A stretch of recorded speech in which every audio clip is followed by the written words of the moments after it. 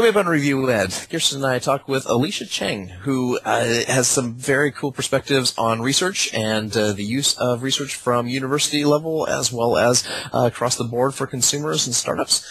Talking about white papers, talking about information coming out of Stanford and some efforts there by professors to scale up their work with online courses and move kind of beyond the walls of Stanford. Also talking today about Blackboard and just briefly looking at their emerging features and what that means for the market. We'll be talking about Google, we're talking about languages, talking about an awful lot today, but also saying goodbye to Teach Street. So stay tuned and we'll talk more. This is Review Ed episode 14, recorded February 3rd, 2012. Everything beyond the traditional classroom. This episode of Review Ed is brought to you by Acceptly, college prep done right. Increase your chances of getting into the college of your dreams by 80% or more. Visit acceptly.com and follow them on Twitter at Acceptly. And by Einstein, the social learning network. Einstein is the social learning network for higher education and lifelong learners. Einstein enables anyone to create an online learning community for resource sharing, collaboration, and discussion. Visit Einstein.com and follow them on Twitter at Einstein Knows. Hi everybody, it's Friday again and time for Review Ed. My name is Kirsten Winkler. With me, my lovely co-host Christopher Dawson, contributing editor of ZDNet and also in business development over at WizIQ, and our guest today is Dr. Alicia Cheng of Airy Labs. And if you write our written articles on EduQuest, you might also have noticed that she has already contributed a few pieces over there. So welcome, Alicia, and Chris, as always, great to form our little round table here on Fridays. That's right, good to be here. And welcome, Alicia. So, of course, Alicia is in the startup world, but being a former researcher and also giving and teaching courses at university. She is, of course, also frequently being interviewed and showcased in other ed tech or education publications.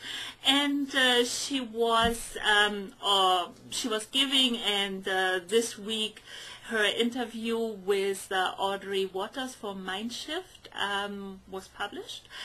And I think you got some headwind there, but it's an interesting discussion I think you both had, or she interviewed you for.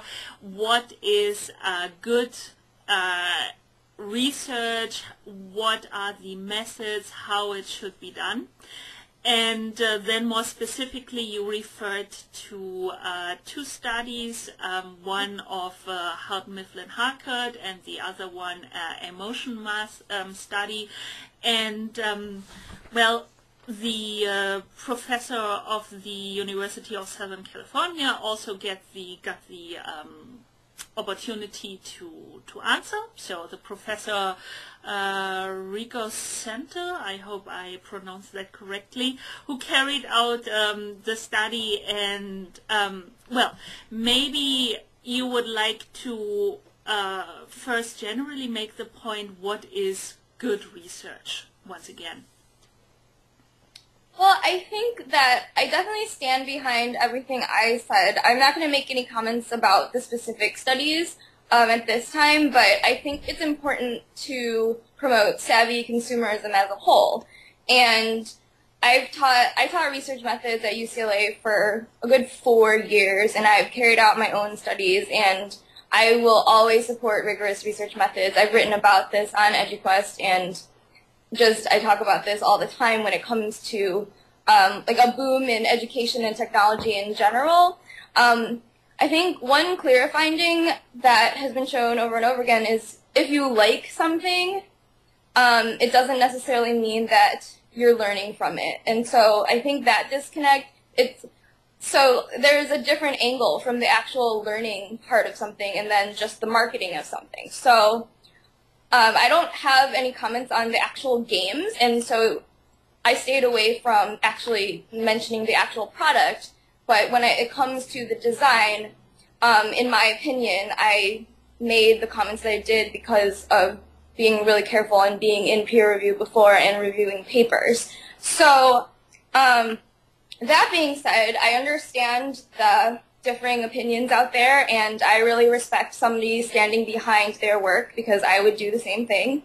But I think everyone should I think skepticism a little bit is healthy, and you should be questioning, and I think that's the real message behind science. It's like questions are always going to be unanswered, and there will always be a change in the future. So if you find something, there'll be another paper next year that might find something different. And it's important to take in all of these considerations when you're trying to analyze what's best for you, what's best for, in this case, your kids to learn from. And if it works for you, that's great. And if you like a product, I think you should check it out. And if it works for you, I don't see a problem with using technology in that way. So I hope that kind of answers any questions. I never meant to cause any controversy or necessarily speak on behalf of my company. It was just I was just answering questions about research in general.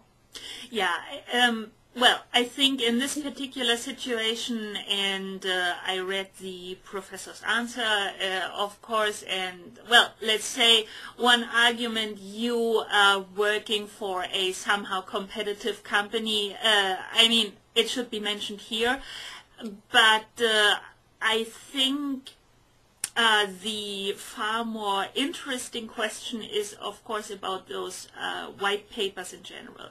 And for my part, I have always been an advocate and also asking for startup companies in the educational space releasing their data and also making studies and actually showing us that the method works, or studies that can prove what these companies want to either sell us or want to tell us. Why should we, maybe as students or also as teachers, join them, use their products or use their platforms. So, and I think data is important, and we can see as more and more white papers come out that this becomes increasingly even important. On the other hand, I want to mention that Dr. Nelly Deutsch over on the WizIQ blog also wrote a shorter piece, but an interesting piece about the purpose of white papers. And of course the initial purpose, and everybody with good intentions making a white paper, it is of course not a mere marketing tool, but more should show the opportunities to both customers or people interested, as well as the benefits obviously for the company. Now, as is always,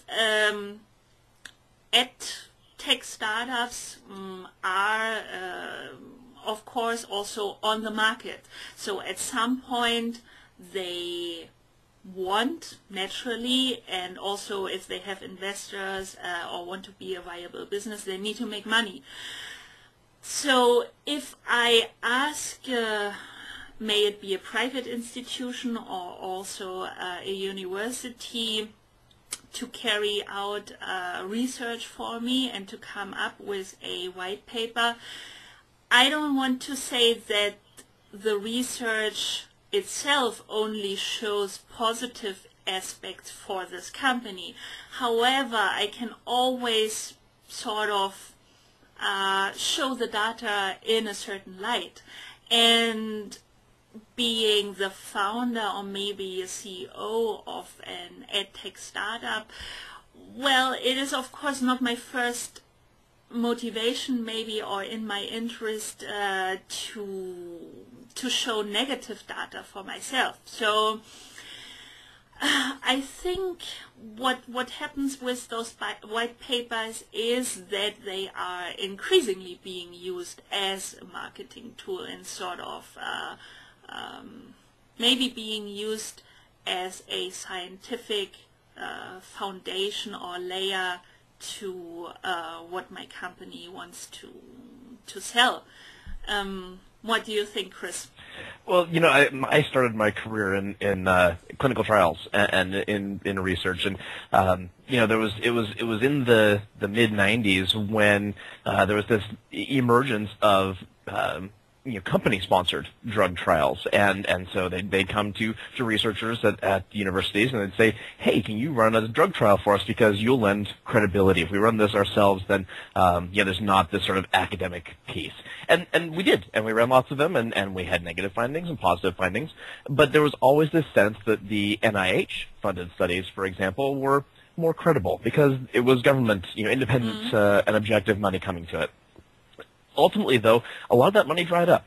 And so when a company needed to do a drug trial and wanted to have more credibility than their own, this was the model, and this was the shifting way that it had to be done. And I think that the same goes for, we're seeing more and more company-sponsored, startup-sponsored, or even major company-sponsored blogs, websites, things that are genuine, authentic content, whether they're publishing white papers or they're publishing just posts in general, it's reasonable content. Sure, it should be taken with a grain of salt. Yes, it is marketing. I'm a marketer too, and write my share of stuff for the WizIQ blog and kind of direct our growing content strategy there. So I get that, but it's also a part of the conversation, and I think that as consumers, we have a very reasonable need and right to cull from a lot of different sources. If some of those sources happen to come from commercial entities, well, we should be able to evaluate whether they are strictly marketing shtick or whether they actually have value and the marketing piece is just an add-on. It's on the side. We published a white paper this week on WizIQ on the use of MIT OpenCourseware.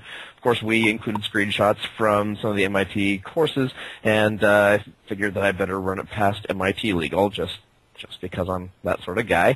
And, of course, they said, nope, remove the logos, remove the screenshots. And I said, well, if I'd written this as a review for ZDNet, would you have me remove the screenshots? And they said, well, no, but that's different. Kind of it's different, but kind of it's not, because, we're talking in a very general sense about the use of MIT OpenCourseware and making that a really useful resource for students. I think it's actually a pretty decent white paper, and I think it contributes well to the conversation.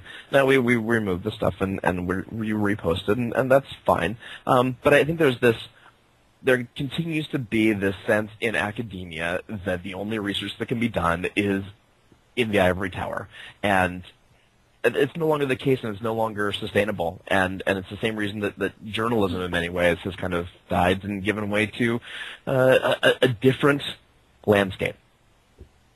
Not a bad one, just a different one. Yeah, a different one. I sort of get the point from the consumer or maybe customer perspective when I sort of getting approached by a company, or at least even if I come on their website and see something like scientifically proven, or we had this university researcher and she found that with XYZ, not naming something, you boost your score, or you can learn better, faster, and so on. So I think us being professionals in the field, we always look at it at least twice.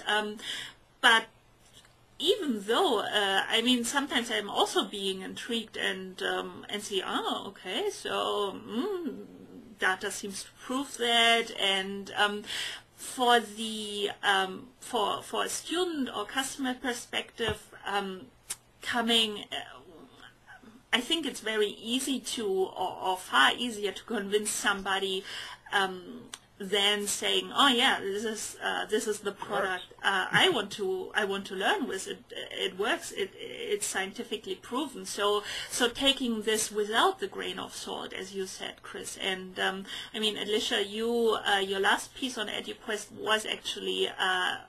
Or the second last about that. How can a customer or how can the consumer differentiate and sort of make up their mind what is real and good research and what is purely or mainly marketing?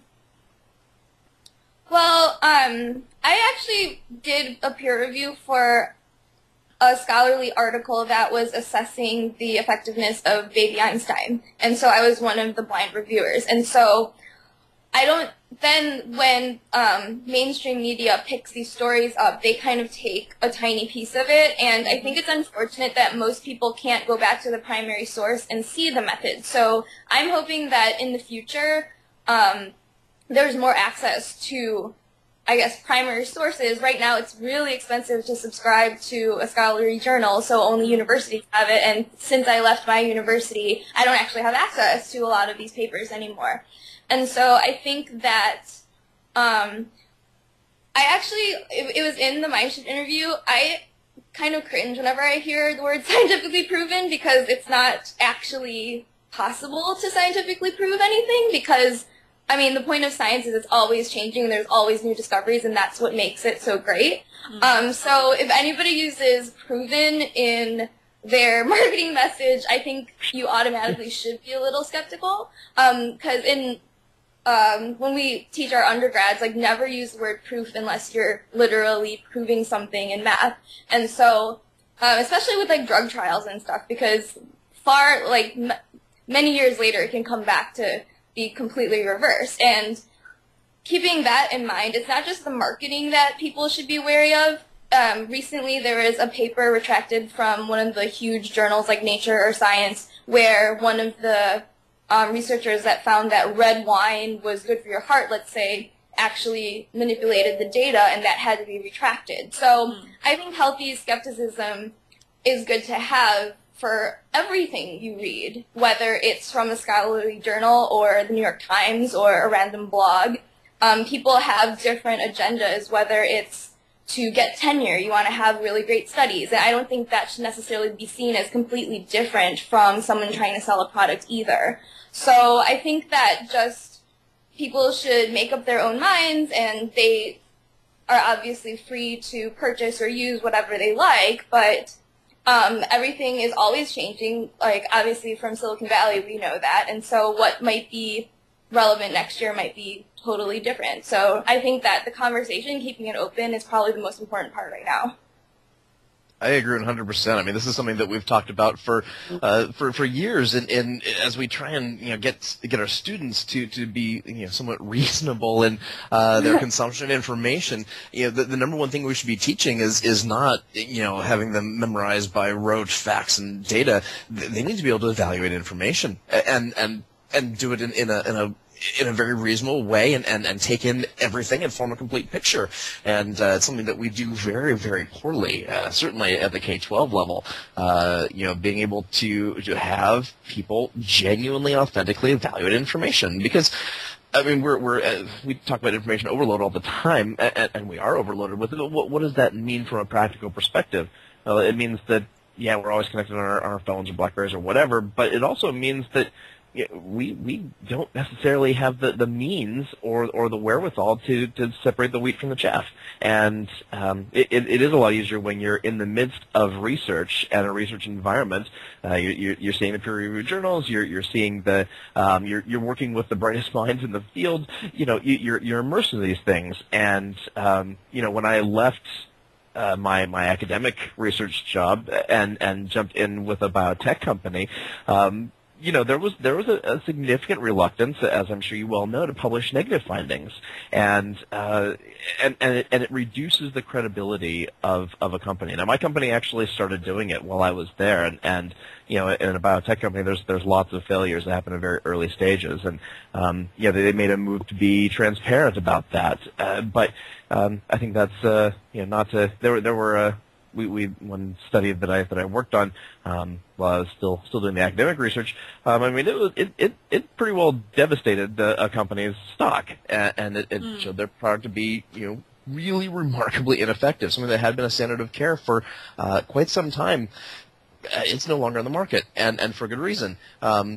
As a direct result of the study, which was NIH sponsored, and even being an NIH sponsored study, there was still a lot of pressure from the company to sort of soft sell the issues or to put some spin on things. And unfortunately, we had our own reputations at stake, so we told it like it was, and knocked it out of the market. But there's always going to be this competition between science and marketing and engineering and marketing and sales.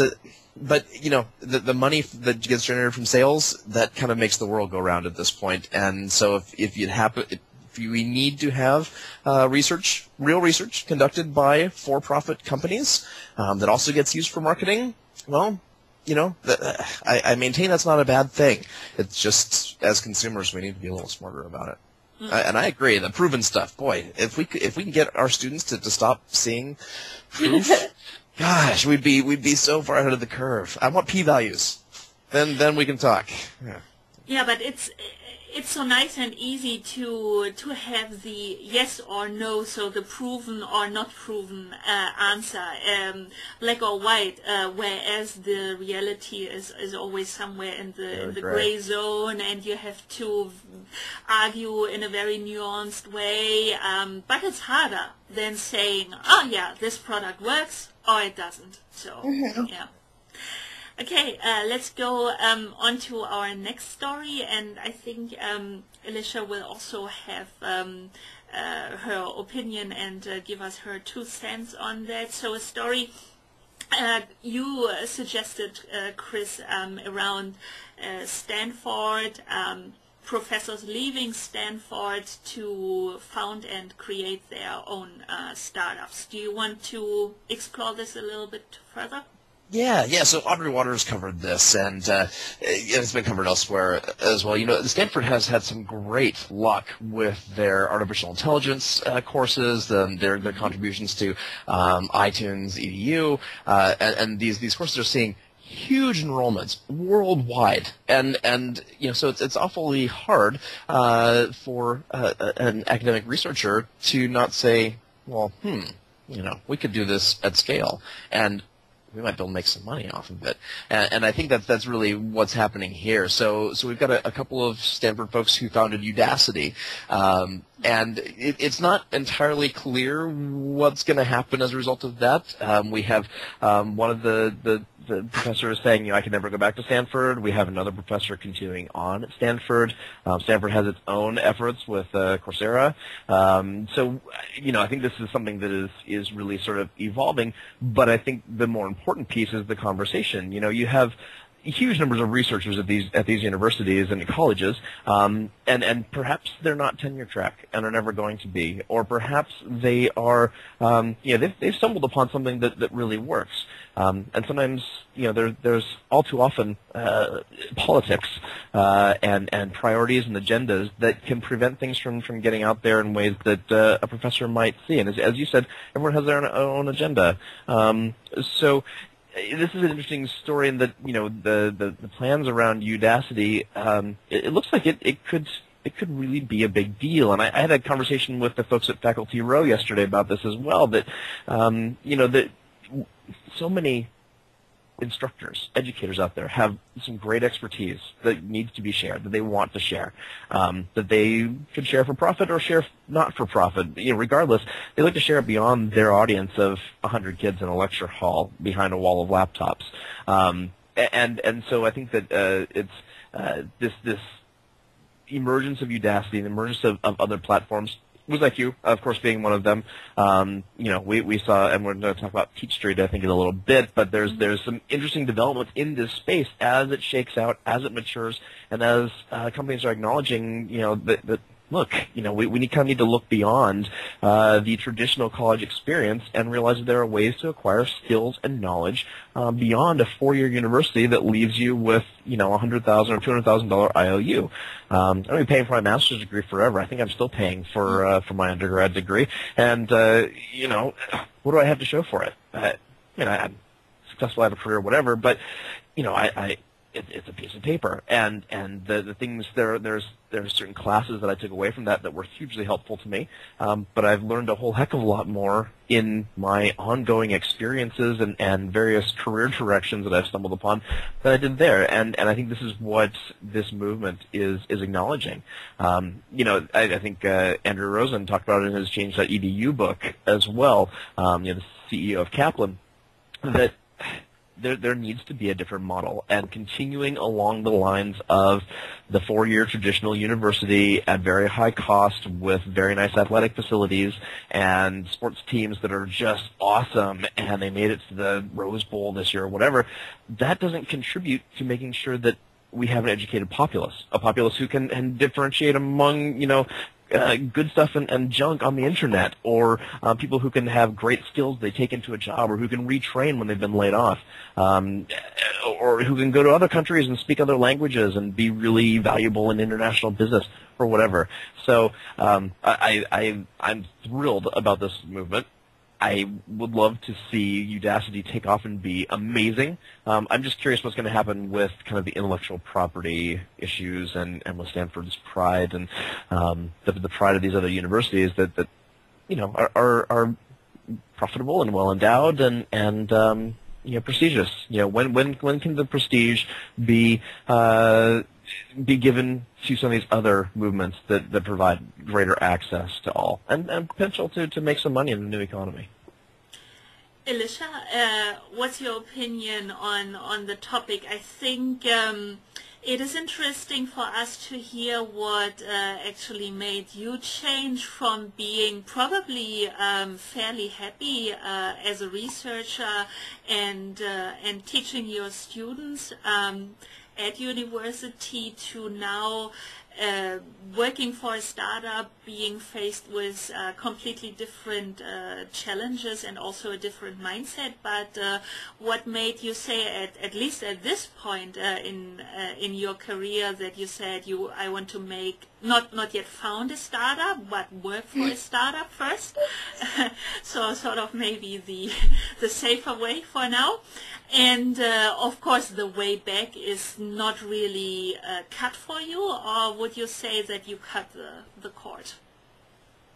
Back to you. Actually, this is probably a whole different topic, but as far as I know and I've been told, once you leave academia, you're kind of gone forever, because it's, especially with the job market right now in higher ed, it's hard to get a tenure track position anywhere. So my reasons are many and varied. Part of it was geographic preference. I was on the East Coast for a couple years after moving back to California, and I really, really wanted to move back to California, and that was one of the reasons.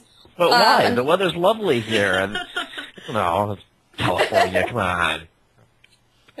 And I'm really interested in technology, obviously, so this seemed to be a reasonable direction, and then I was looking for something I could really use my skills in, and academics have very specific skill sets. It was actually really tough for me to find anything, let alone just in the Bay Area.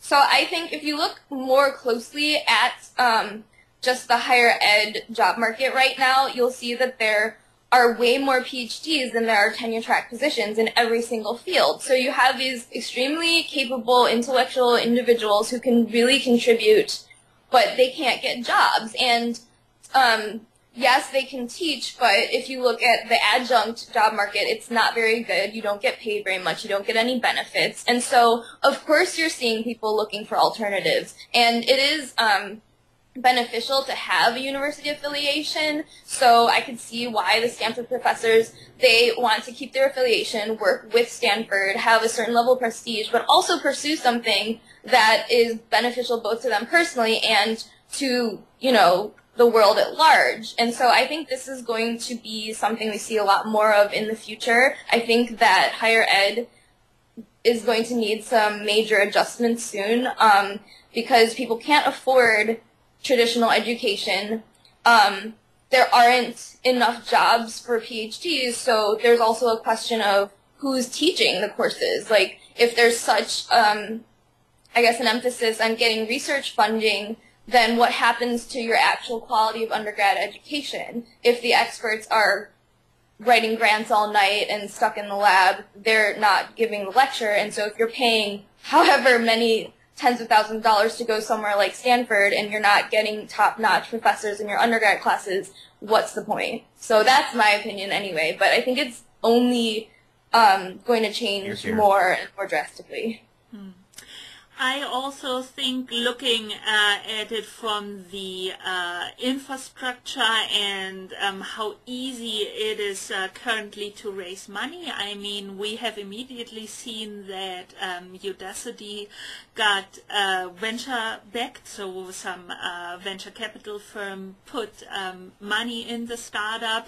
I mean, he also invested, I think, 200,000 or some 200,000 of his own money. So we shouldn't forget that these are also somewhat established professors. So these are not professors around 30 or something who were just at university or just teaching and then went on to do something in the startup world.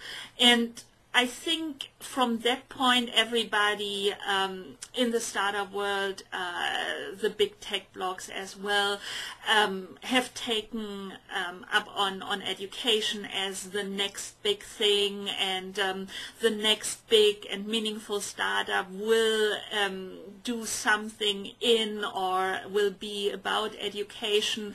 So from that perspective, founding something specifically in California and the Bay Area, but also on the East Coast, I mean, New York has a pretty big and vibrant ed tech scene or ed startup scene as well. So I think it couldn't be better, and somewhat also maybe for these professors, seeing that on the one hand, and on the other hand also seeing, yes, so many thousands of students have signed up for their classes, and I think for this artificial intelligence class also some 93-94% actually finished the class. So having this success rate even when you can't give them credits or a certificate or whatsoever. But seeing this on the other hand must have been a pretty big motivational factor. And so therefore I can definitely see that, well, as I'm not in the States, but hasn't Stanford also the reputation of fostering edupreneurship and so on? So it's somehow that their teaching personnel just executes what the university is preaching. On the other hand, so I don't think that they are going to lose like all of their staff soon, but I think the transition in this environment at the moment is very beneficial, and yeah, I can imagine that some more people will decide to do. We will see more of that. Yeah, definitely. Yeah. Okay, Alicia, I think we have to let you go and start your workday over at Arylabs. So, where would you like to point people at who would like to learn more about your work or more about the things you publish on the internet? I think you can look at just arealabs.com. I have some articles on the blog, and then obviously EduQuest, I'm hopefully going to have a new article up pretty soon. And then I might have some interesting things coming up in the future, and I'll keep you all posted. So thanks so much. It was great talking to you. Thank you. And her Twitter handle is @AliciaC. So very easy to follow as well. So thanks so much for taking the time this morning and talk to us, and have a great day. Thank you. Bye. Nice meeting you, Chris. Nice meeting you too. Time for the first sponsor of this episode. Once again, Acceptly gave us their trust, and I mean, just today I read an article that we saw a spike in college applications, so it might actually become even more difficult to get into the college you really want to get in, and therefore why not having some experts helping you, some little tasks to do in the preparatory process of getting into the college. And I mean, Chris told us last week that he signed up for an account, and as he has one kid already in college, but the next one's coming soon, and made some first nice experiences with the product. Yeah, it works. So can't argue with it. And the best is Acceptly is free to use, so no strings attached. Apparently also some investors found it worthwhile to invest in the company, as they have secured a $500,000 seed round. So congratulations to the Acceptly team. And well, along comes a new design to the website. I had a look at it today. Yeah, nothing maybe significant, but so some. I think a little smoother, a little cleaner, yeah, a little polished. That's yep. No, it's evolving. It's evolving nicely, but it's the core service, the core idea of it.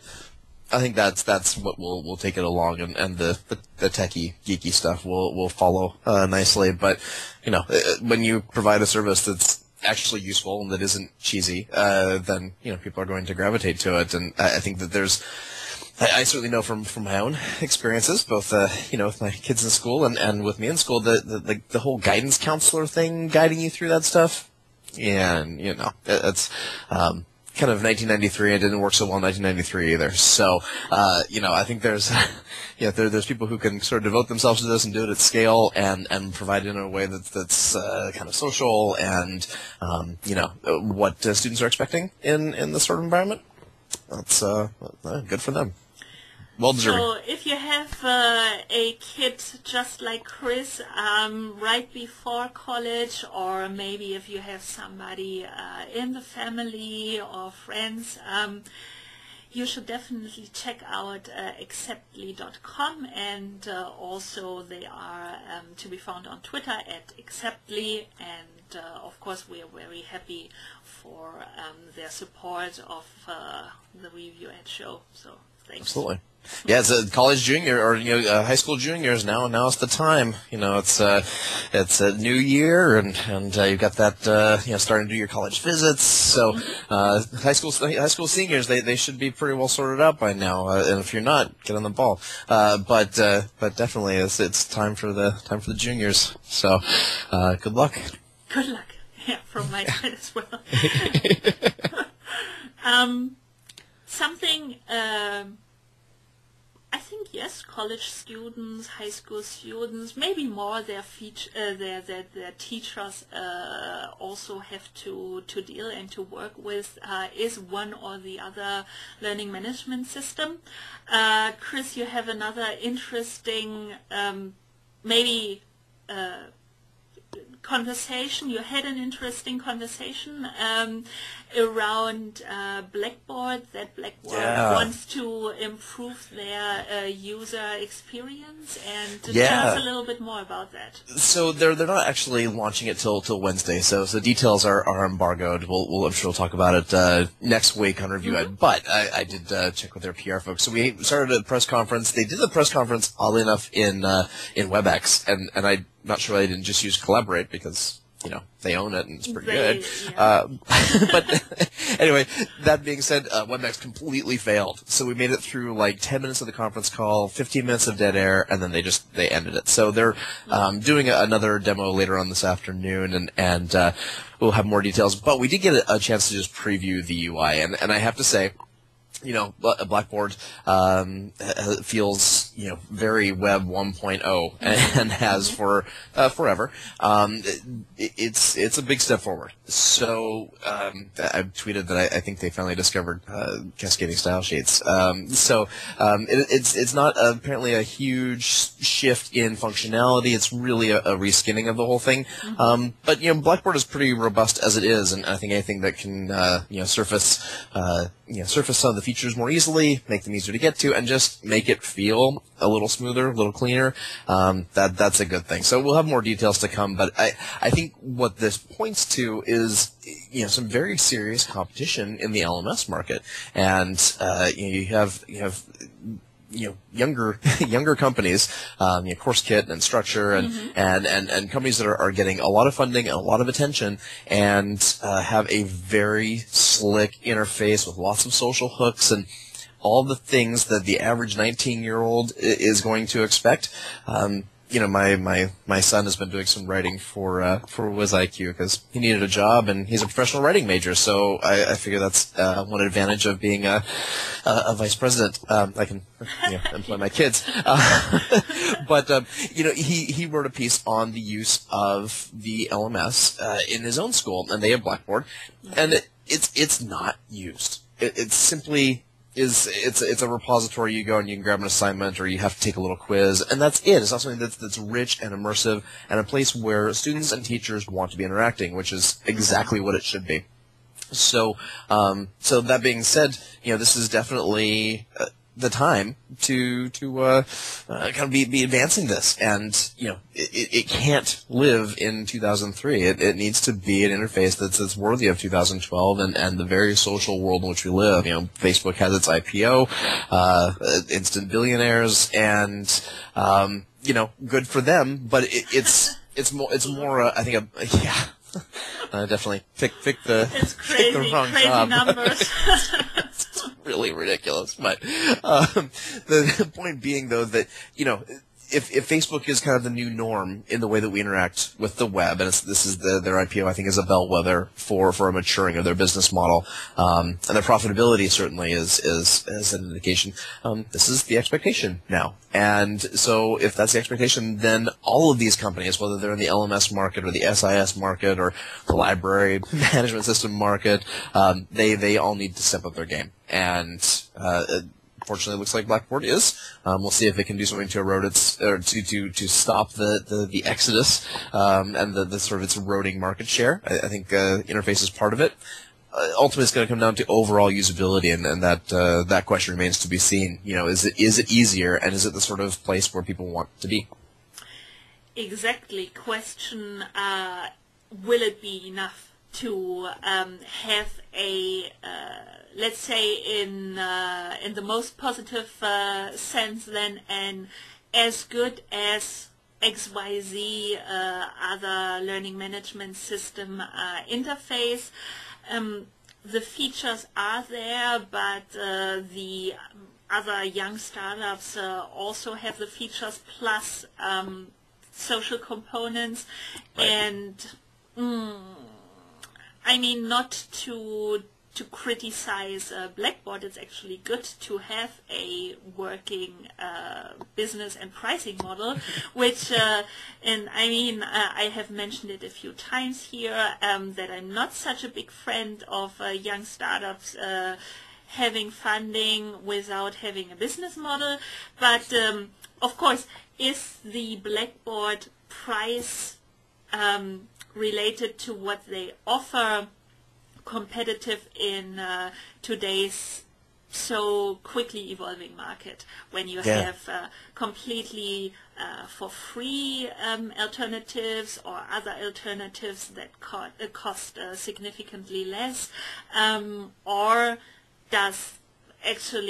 will Blackboard be forced to somehow add other things or turn in a different direction when the competition that definitely exists in the LMS market, and I think it'll only increase. So will it be in the end enough to continue as they do with a now more sleek or nicer, somewhat let's say 2011, 2012 interface. Hopefully. Maybe 2010. I mean, it's, I didn't want to overstate the case, yeah, but even 2010's a big step forward. I think the other thing that this kind of begs the question: where does this leave Moodle? Moodle has this advantage of being free and having a huge community of support. They're the number 2 LMS in terms of market share, and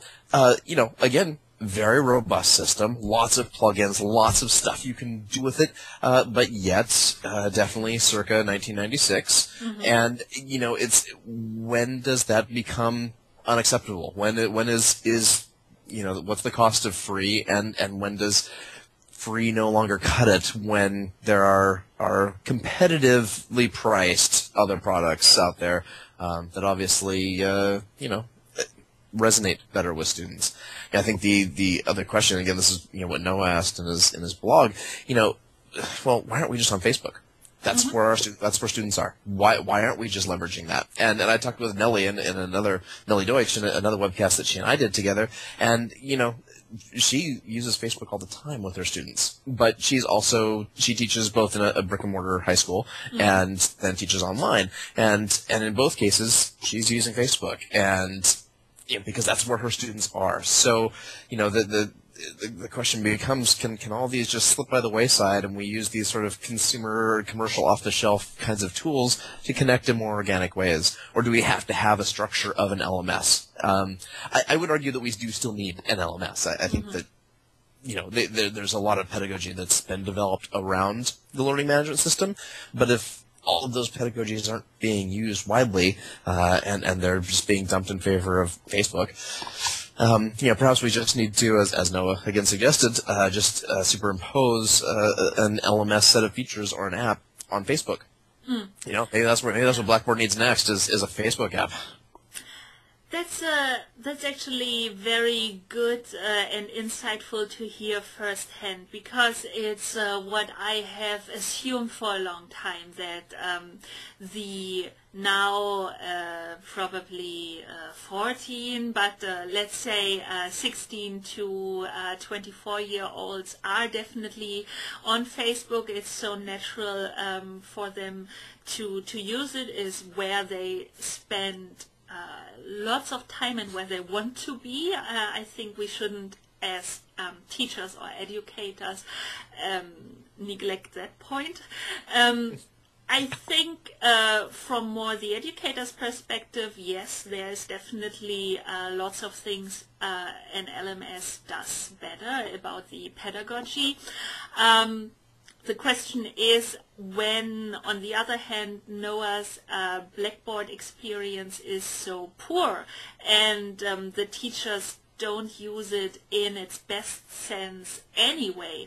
So I can totally understand that he feels he doesn't miss anything, so that the LMS can't give him anything more Facebook cannot or could not provide him with. So, and then on the other hand, I also wrote some pieces on Facebook, and what we also see then in the next step, Facebook becoming the new resumes, and employers or future employers checking your Vita on Facebook, and sort of even for them almost naturally turn towards Facebook, whether if you're an applicant for a job, you like it or not. I mean, yeah, then you had your profile as private as possible.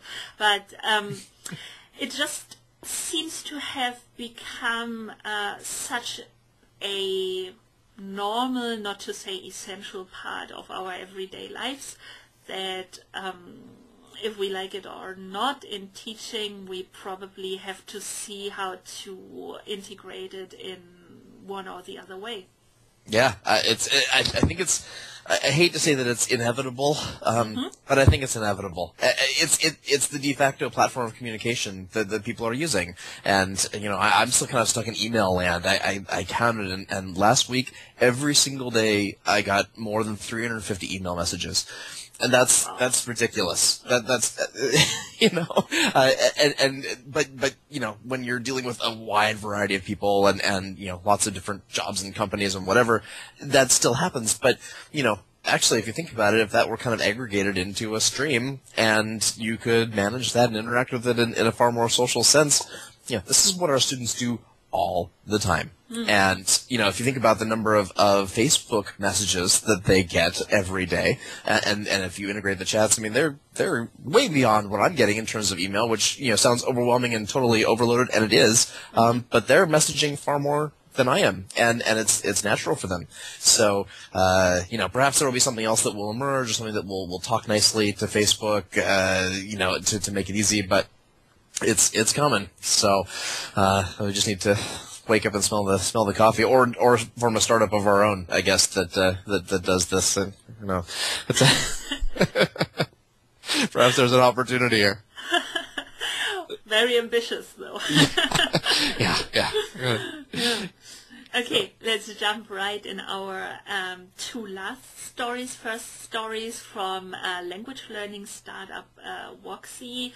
And, we let Alicia go, and she made the point at the beginning that she doesn't want to get again, I guess, in this discussion between, Airy Labs being a competitor of Motion Math, and, but I want to make the point, maybe as it was sort of developing in my head during the conversation we had with Alicia, that this, when Voxy now launched their Voxy Academy, so where they give free English classes to either Spanish or Portuguese native speakers, and sort of have this classroom situation, but also at the same time a development laboratory for their new products, and therefore get instant feedback. If this is not another, maybe I would even be tempted to say more elegant way to get good marketing on your product, whereas I think once again this English Classroom or Academy is not only marketing, but definitely, it won't hurt Voxy and its reputation to what they do to integrate Spanish or Portuguese native speakers in the United States and teach them English. So if actually this is not a positive way for a startup nowadays to create some positive buzz and some positive marketing for them, and sort of showing another way than carrying out research or publishing a white paper. What do you think, Chris? No, I agree. I think that there's lots of approaches that could be taken here, and there's plenty of room in the market for lots of ways of doing business, and that's not a bad thing. And honestly, I think that's where we're seeing the drive to take very different and new approaches, whether it's Blackboard improving their user interface, or competition to the average university or to public schools. We're going to have to. There's different ways of doing business, and I think that honestly, right now the opportunity is ripe to try some things out. I hate to think that we're in an edtech bubble. But we're kind of in an edtech bubble, or we're getting there, because right now people see, hey, there's opportunities, and no one can afford college, so what do we do? Or everyone's out of work and needs to retrain and get new jobs. What do we do? People need skills. The technology is mature. We're doing this on Skype. There's WizIQ. There's Collaborate. There's FaceTime. Whatever. There's lots of great technologies for getting people to connect. Right online very easily, to stream video very well. Broadband is becoming more ubiquitous. There's great technologies available to do good stuff. So that certainly suggests that the time is now for companies to jump in and try out some new models. And there's going to be funding available for it. Venture capitalists are all bullish on education. Well, you know what? Have a business plan, but let's take advantage of that. The other point about Voxy, besides being that yes, also them as a startup, they are well funded now. You are in the States. Is there a lack of, or how is integration of this Spanish-speaking and now, according to Voxy, also Portuguese-speaking population being done, or is there a lack of initiatives and support for this group as well? We are on short budgets. That is an excellent question. That's very, very timely. There's the election season in full swing here. The candidates have certainly taken their fair share of hits over their relationships with the Latino communities. The fact that here in the States, generally we speak English. And we don't just speak English, we speak American. And, that's... I rail against the way we teach languages in this country, and it's awful and despicable. And, you can meet most high school requirements by taking a year, maybe 2 years of a language, and that's in high school when it's too late. Awful. Anyway, the point of that is that for the huge number of immigrants that we now have who are speaking Spanish and Portuguese, we have miserable services for them. And so there have to be some supplemental services to not only allow them to acclimate to the culture better, where language is a significant barrier, where not nearly enough people speak Spanish, or at least a Romance language, so they can pick up on the cognates, or chances for others, English speakers, to then get the education training they need to speak Spanish. It's one of those languages we should just be learning. We should just learn Spanish. It should be a standard part of our curriculum. And my youngest son he's at a private school this year for the first time, and Spanish they're teaching it, and it's an essential part of the curriculum, and they're not beating them over the heads with it, but they're exposed to Spanish all the time, and it's in ways that he certainly wasn't in the public schools, and it's one of the reasons I yanked him out, because it needs to be sort of integrated into the curriculum, and again, there aren't necessarily the resources or the wherewithal to teach adequately or to provide ELL support for immigrants. But the internet's there, and so the possibility is very much there. WizIQ, that's our number one use case, is teaching language.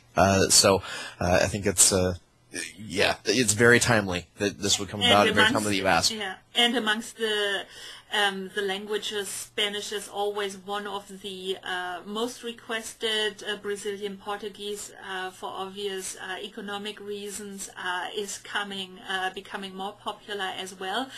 And for your son, I guess due to the number of immigrants, it will be in one way or the other, but probably be part of his life, maybe more than for our generation. So on the other hand, as a startup, I think I know a handful, but not many, targeting this group first, probably also figuring out how to make a business upon that, but I think there's definitely an opportunity lying in the Latino population.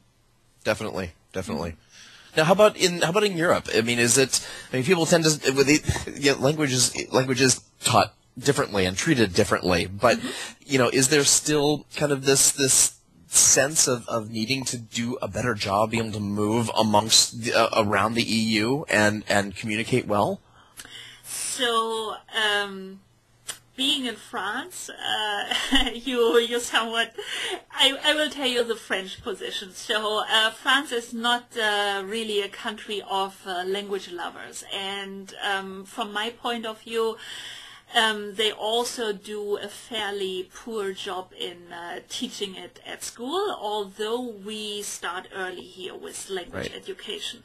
Right. And so France, due to history and having still relations with former colonies, you will still find a number of countries in the world speaking French, right. And France tends to focus on these relations, although it's for obvious reasons not always the most developed countries maybe. Right. So, but French, I think, even if they sometimes don't like to, but if they have to, they can almost all, or at least the younger generation, speak decent English. And right. Throughout all of Europe and the EU, this is usually our first foreign language. We start around the age of 9 for the latest. So in Germany, as a native German, it's a little bit different. So due to the similarities of English and German being both Germanic languages, therefore I see maybe it's a little bit harder for the French, for the pronunciation and so on, although when you dig a little bit deeper, you see how many French words the English language actually contains. So Germanic grammar, but a lot of, I see at least a lot of French vocabulary, even though pronounced differently now, of course. But so in Germany, we all learn English as the first language, without some, or with some exceptions, still going for Latin or Old Greek, but this is very, very minor nowadays. Right. And we have early language education as well, so you can start at I think at 5 or 6 or 7 or then at 9, and usually in school you have a second foreign language obligatory. Classically in Germany it has been French, but now seeing the increasing importance of Spanish, Spanish becomes more popular than French, and then other schools. Well, if you know what to do, if you know that you want to do something in culture and maybe fashion and so on, you can of course learn Italian. And if you want to, like me, so English was my first foreign language, then I had French, and then you have the option at around 15 if you want to take a third foreign language, and I had Latin, so some of the classic education, but probably today I would choose Spanish as well. Yeah, so as I would say, and Germany is of course heavily or known as being an export-oriented country. Right. Just like the Nordic countries as well, or also some of the smaller countries in the EU, yes, we heavily focus on languages, as we see that the continent is or compared to the other continents, small. And right. For business and for export, economy in general, we don't assume that that somebody has to learn our languages, but that we are, I would say, more open maybe than others. Learning foreign languages, but it's different as there's different dynamics within Europe. Also, Spain is usually not a country that is very strong in languages, but it's changing. So you have a lot. You have the Netherlands and the Nordic countries very good, then Germany also very okay, and then somewhat decreasing, and yeah, but I guess it would be driven by economics, though, largely. I mean, a lot of the Nordic and Western European countries are going to be focused on trade, banking, export. So, there's not much choice. I mean, India is the same way. My colleagues there speak really, really good English. I wish I spoke Hindi as well as they speak English. Month. Maybe month. If you want. Yeah. This little immersion. I just have them just start talking to me in Punjab, and I'll be ready to go. But I won't have any choice. I'd like to keep my job. I think that. Again, even there though, we're looking for more writers for these white papers and blogs and whatever else, and there's still, spoken English is fine, but looking at real genuine communication in all its forms, it's still very much a struggle, and no place more than here in the States where we all the business analysts know that we need to move into emerging markets. But those emerging markets, they may speak English, but they certainly don't speak it as a first language. And, there's an emphasis here on Mandarin and Cantonese and Hindi. But obviously started in Europe as well. So right. But it's a very flat world. But I think we still think that it's pretty round here in the States. So anyway, enough of our language diversion for the day. That's a passionate subject of mine, since I've forgotten everything from my 3 years of high school Japanese, and still feel bad about that. But I've got my daughter watching Muzzy; she loves it, so that's that. She's learning French as we speak, so we're working on her. That's great. It's great. At least somebody's still interested in not to say anything against the French language. I mean, I speak it myself every day, and it's a nice language, but for, let's say, some economic or work-related reasons, of course, you have to think maybe twice if French should be your first or even second foreign language, or maybe not one of the other emerging languages. But right. But it's hard to say. I mean, French actually is attractive in that it is a kind of foundational. I mean, if you know French, then it's not so hard to start speaking Spanish.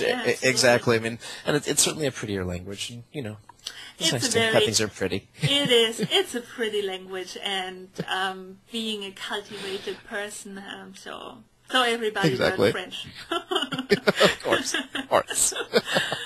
All right, and why not learning French on our second sponsor's platform this week? So our Run of Network sponsor this week is Einstein, the social learning network, and it is for both higher education as well as lifelong learners. And I mean, yes, in the debate of many of us already being lifelong learners, but also the necessity of learning throughout your whole life. So what you can basically do on Einstein, whether you are a teaching professional, a student, or a person generally interested in learning something. So what you can do on Einstein is to share resources, to collaborate with your colleagues or also with a group of students, and to engage in discussions with people from all over the world, like-minded people obviously. And if you're into lifelong learning, or also check out what they have as discussions and resources so far for higher ed, you can visit Einstein.com. That's Einstein with a Z, very important, right? with a Z. And they are on Twitter at Einstein Knows, also with a Z. And we thank them for their support for the EduQuest network this week. Excellent. Okay, so I told you something new, maybe. A new platform to have a look at. Okay, our last story is, I look at it with a tearful eye and with a happy eye on the other hand. TeachStreet got acquired by Amazon. They broke the news yesterday.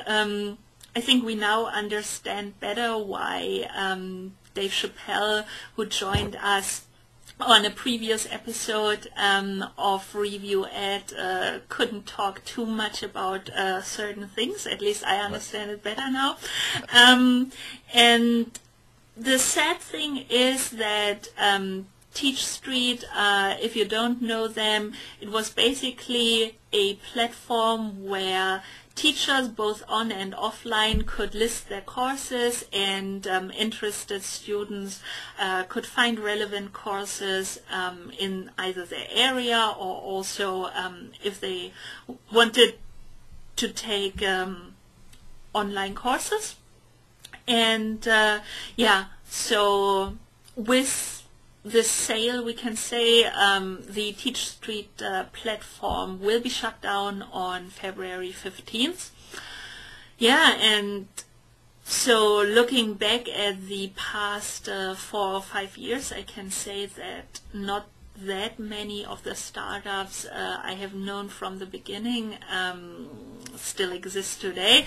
Whereas I can say, well, an exit is always a good thing, so I am happy. It's a positive outcome for them. Yeah, I'm happy for Dave and the team, and I mean, Amazon made a talent acquisition, and undoubtedly Dave had surrounded himself with a group of talented engineers, so it's good for them, and for me it's a little bit sad, as I was sort of a fan, or at least that TeachStreet could make their business model work.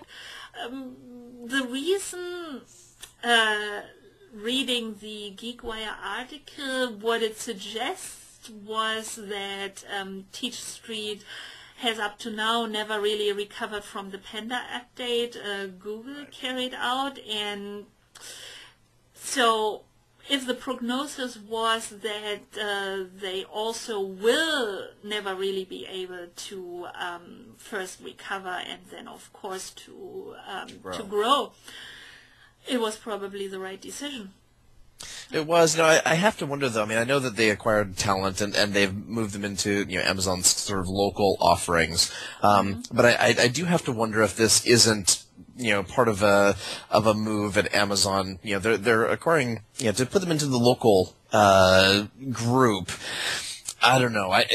We're all sort of waiting over at ZDNet as we kind of have this ongoing Apple iBooks discussion. We've got a few things going back and forth about the textbook of the future, and some hardware guys are weighing in, and I'm weighing in. I think that this is kind of an end run around, and we're going to see these guys come back in a much more education-centric space than Amazon's version of Groupon, and I think that this is going to be kind of a big in your face with Apple once Amazon sort of plays a bit of catch up. I mean, they have the Kindle Fire, they've got the ecosystem, they have the distribution network.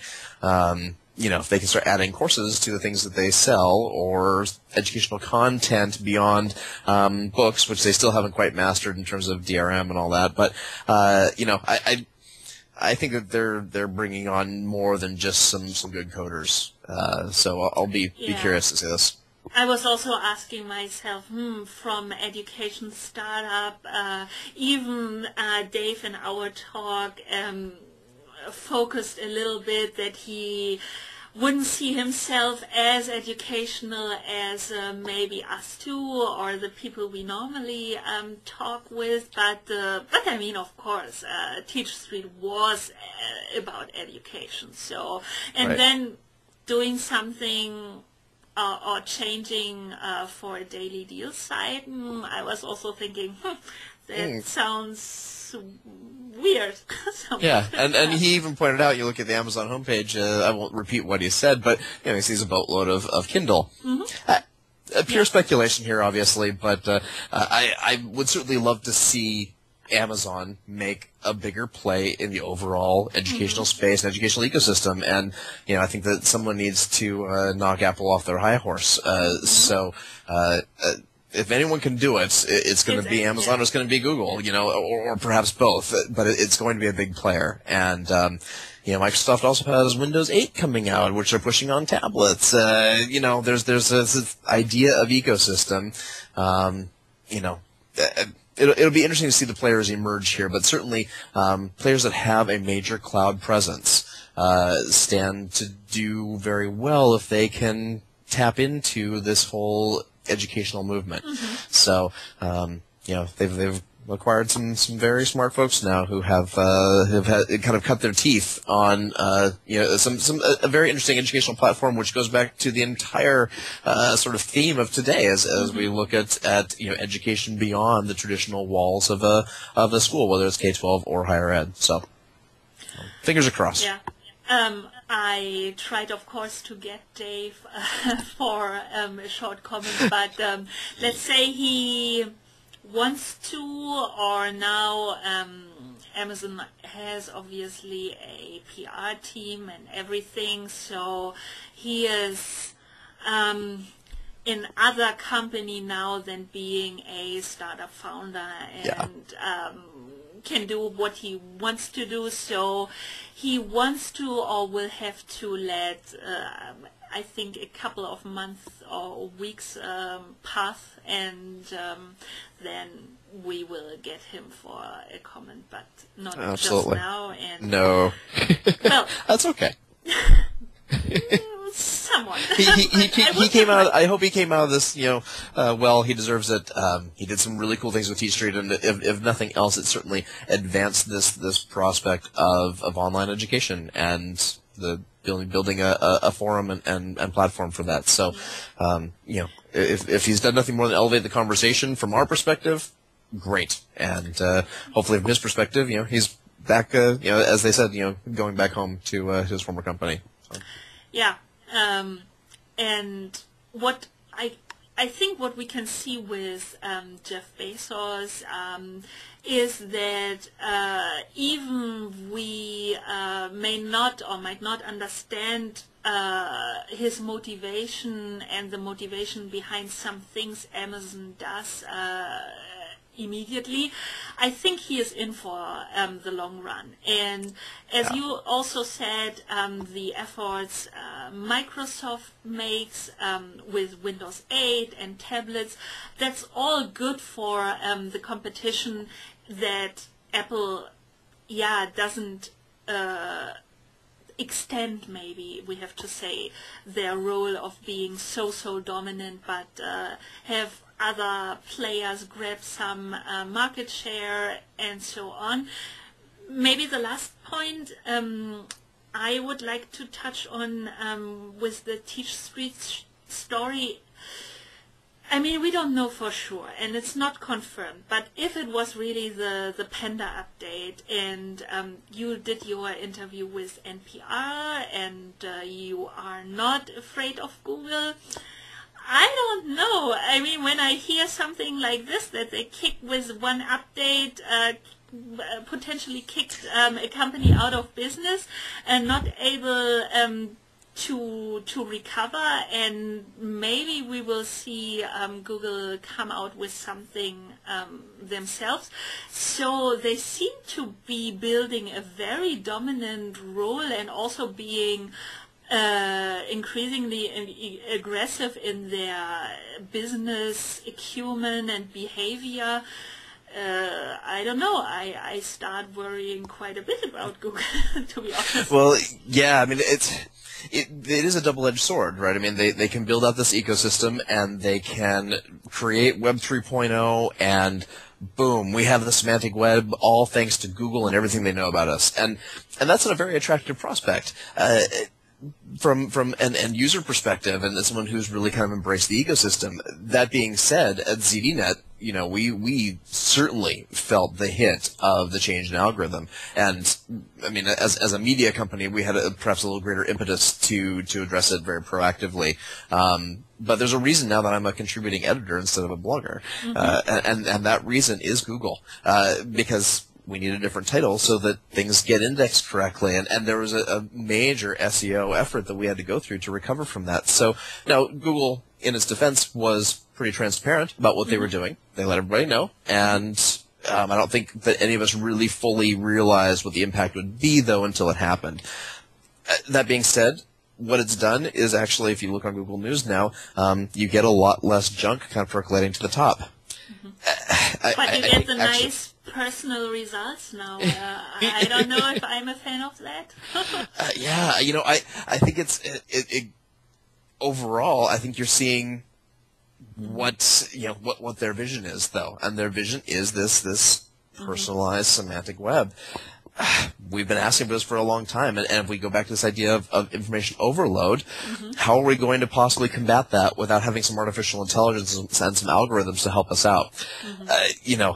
I'm a pretty good Googler, even with the personalization stuff turned off. I can hammer out a query like you wouldn't believe, but most people aren't. Most people, I can't tell you how many students would come back to me, give an assignment, and they'd say, I couldn't find anything. Well, you found 3 billion results, actually, so I think you found something. But being able to tease that out, it's not a reasonable expectation for someone who doesn't kind of make a living and a life out of understanding how Google works. So if that is our number one source for distilling information on the web, then that's they're going to have to help us out a little bit, and probably that's going to take some personal information. What I'd really love to see is another disruptive startup, though, to make sure that Google stays honest. I'm not sure the barriers to entry here would be extraordinary, but I think Facebook is there, and that's certainly disruptive to their search and their advertising revenue models. And I think that there are other ways as we build out increasingly large social networks, Facebook's idea of the social graph and being able to use that to generate the semantic web. We'll see it. And this is going to come into play very much in education as we... This is going to come into play very much in education as we, have to teach our students to do research, meaningful research, and to evaluate these various bits of data that they're finding, and then to also find the right data. It's an important piece. I don't think that we can discount the role of Google, and I do agree that we have to keep a critical eye on it. Happens to work for me. I dig it, but a critical eye needs to be kept on their potentially massive impact on the revenue of many, many, many companies. And I mean, it isn't that there weren't alternatives. There are working alternatives. It's just almost nobody uses them. So. Well, it's just like Facebook. What are the alternatives? There's lots of alternative social networks. What do we use? We use Facebook. We don't, even if you don't like it, you use Facebook. Yeah. What do you search? You don't see anyone saying, I need to go Yahoo that. They all go Google it. And Google's the only one who's been elevated to a verb. That's, I think you rightly pointed out to build up something great, and we sort of already bid our farewell to the do no evil thing, but it is probably in this dominant role that we have to keep an eye on it, and that there have to be working mechanisms that, even though being dominant, but still having enough competition, and not to kick out other players just because you don't like their business model. Right. Yeah. Right. Okay, Chris. As always, it was an immense pleasure, and do you already have an idea what you would be or what you would like talking about next week? I would like to talk more about Blackboard when when some more details emerge, and I'd like to see if we can dig in a little further to what this means for the LMS market in general. Where does it need to go, and what do we need to see to have real engagement on a platform that's built for learning? Does there need to be someone new, another new player, or do the players that are there just need to kind of get their act together?